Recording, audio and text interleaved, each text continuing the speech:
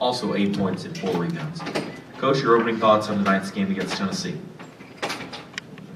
Well, defensively, I thought they won the game at that end of the floor. 13 steals, and 8 of them in the first half, which, if you take, I told our team that we had 10 turnovers at half, which is too many, but the too many was 8 of those 10 were steals, and the transition points were 10-0. And so, instead of being down 6 at half, if we just had 4 steals and still had 10 turnovers, we probably even. And so that was big. And then they got hot from the 3 during that one stretch and just created a separation. And we thought we really fought to get back to within, I think, 9. And they're just defensively, they pushed us out, and we just couldn't put enough good possessions together to get consistently good looks. And so they're a really good team. It was a great experience for our players, and I felt like through large stretches of the game we played well enough to be competitive. But certainly the separation when it went from probably 4 to 15-ish at that one where Simmons hit the 3 and Massengill hit the 3 and one other one, I think, that made it pretty tough. And then, like I said, we fought back, but just weren't good enough offensively. And they got 6 made threes on 10 shots, and we got 4 made threes on 22. So, we knew we'd have to make some threes, and certainly we didn't get the quality looks from the 3 that we normally do, but we probably needed a few more of those to bounce in. But congratulations to Tennessee; they're a really good team, but we're proud of our team in the season that we've had, and the way that our players have pushed our program forward, and hopefully we're building toward even better things. Now take questions for the student athletes. Once again, please state your name and affiliation before asking your question. Front row. John Adams, Knoxville News Center. For both players, your coach mentioned Tennessee's defense. What was the greatest challenge going against that defense? Were they maybe a little quicker, more athletic than the average team? Yeah, I think we're just not used to seeing athleticism in all 5 positions usually in our league. Against the teams we play more often, that we usually have like a release player, like a post or someone that we can kind of play through them. But they're super athletic at all 5 positions, so that's something that we struggled with a little bit. And I think just we got a little lackadaisical with the ball. I know myself in particular just got dead in situations where you can't against a team like Tennessee. So I think, a lot of it was them and their athleticism, but definitely some of it was us and just not being smart. Say it, Rob. Mackenzie, this one for you. From the Syracuse performance with a pretty stunning showing behind the arc, what changed from the day in terms of your 3-point performance? Was there anything Tennessee did, or the ball just wasn't going? I think that, especially because Syracuse plays zone, there was just a lot more open shots, and like we were talking about before, they're just a little bit more athletic, a little bit longer. It's kind of hard to get good looks when they're kind of more up in your face like that. And coming off a game like that, everyone knows that you just made 6 threes, so it's kind of easier to get up and recognize that.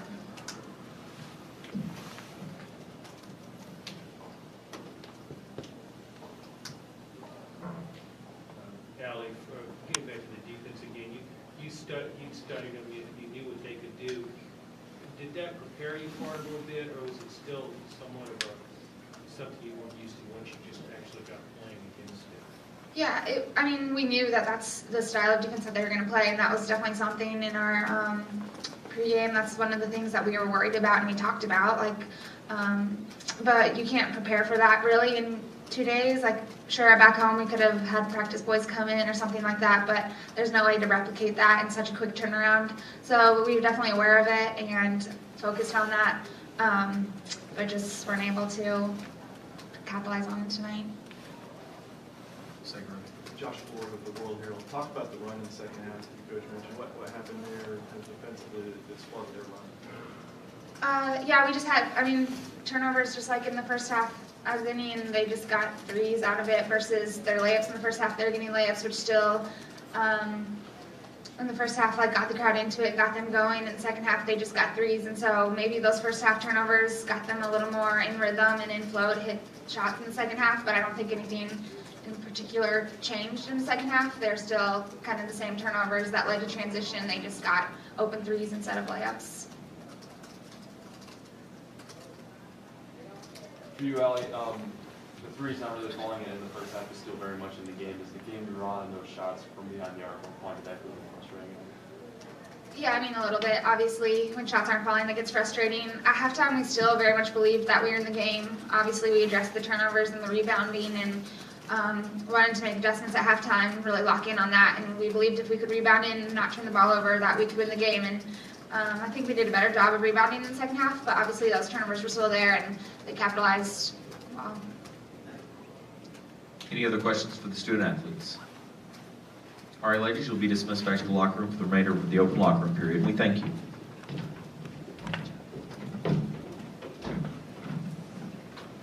We'll now take questions for Coach Plummer. Jim, getting back to Tennessee's defense, do you think your team maybe, because of the athleticism and quickness, your team shot too quickly at times in some of their possessions?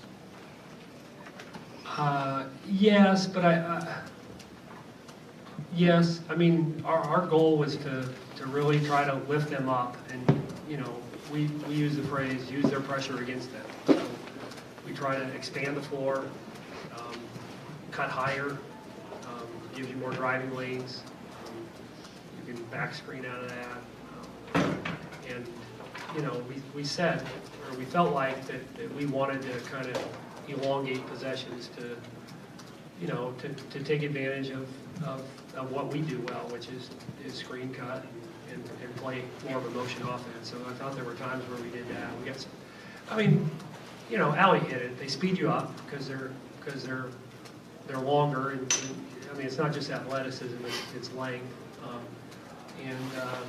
You know, our decision making wasn't what it needed to be in terms of both shot selection, but also, you know, when to drive it and how high to cut. And so I think that, you know, as Allie said, the ability to replicate that in one day is difficult. And we've struggled against pressure teams. I mean, we've struggled against Kansas early in the year. We scored 48 points. Wichita State in our league does that to us, and so, you know, that's something that we've talked about and tried to get better at. And I felt like we had over the course of the season gotten better at that. But you know, the other thing is you know, you know, basically having it be a road game. I think kids get sped up even more when the crowd gets into the game. I thought during that one stretch, you know, that became a little bit of an issue. You talked about the 3-point shots. Did you think there was a certain number you were going to need to hit to have a realistic chance of winning? And what was it how the looks you were getting tonight, how did it compare to the looks y'all generally got? Sure. 8 or 9 is what I thought we would need to make.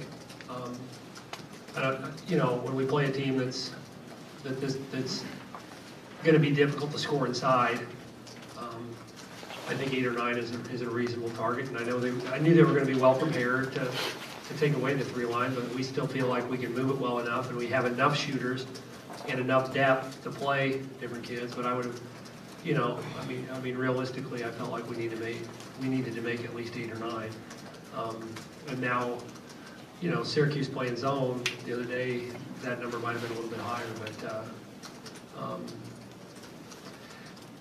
As far as the quality of the looks, yeah, I didn't think we got as good of looks as we normally got. And some of those late ones were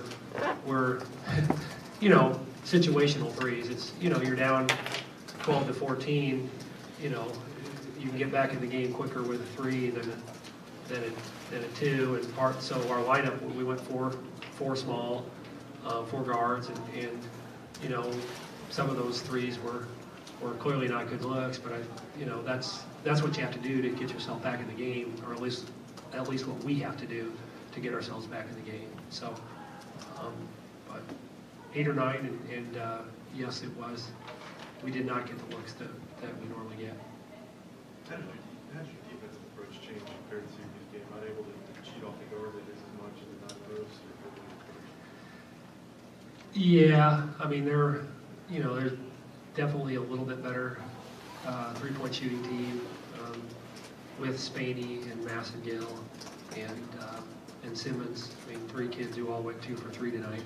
And they were, 5 of 9, I think, in the second half. So, and yet there were still players that we could cheat off of. Jones, Williams, we didn't necessarily play her in the three-point line either. Well, she had a big game, but no threes. But yeah, they spread you out a little bit more. But also, and nothing against Tennessee's post, but Alexander is probably a little bit better, pure local scorer than. Don't write that in the paper, but. I mean, Alexander is a 20 type point a game scorer, and so we didn't feel like we needed to get quite as much help in the post today. And part of it being that we felt like we could guard them a little more one-on-one, but also because Tennessee shoots it better. Jim, despite all the problems Tennessee's defense posed, you're still in the game at halftime. What do you credit that to? Experience and balance and depth. I think we've prided ourselves on that. I mean, we've had different people. I mean, Sarah Nelson and Marissa were first team all league, but Mackenzie Fuyon's probably been our best player the last 3-4 weeks. So I mean, that's a good problem to have as a coach. And Allie is Allie's a player who's been able to play well in big games for us. So I think